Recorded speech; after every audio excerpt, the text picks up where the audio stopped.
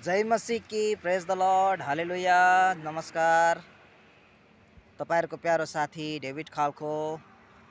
तपाईहरुलाई एउटा कुरा बताउन चाहन्छु। जीवनमा समस्या, मुसिबत, च्यालेन्जेसहरु आउँछ है, परिस्थितिहरु, नाजुक परिस्थितिहरु आउँछ।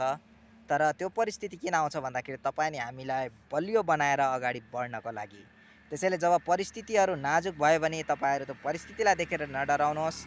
परमेश्वरको वचनले भन्दछ यशाया 42 को 6 पदमा है, म तिम्रो हातलाई समात्ने छु र तिमीलाई रक्षा गर्ने छु।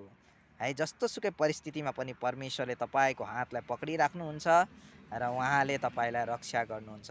तपाईको सहनदेखि बाहिरको समस्यामा परमेश्वरले तपाईलाई पर्न दिनुहुन्न, किनकि उहाँ विश्वासयोग्य हुनुहुन्छ। उहाँकै विश्वासयोग्यतामा ढुक्क भएर बस्नुहोस्, अगाडि बढ्दै जानुहोस्।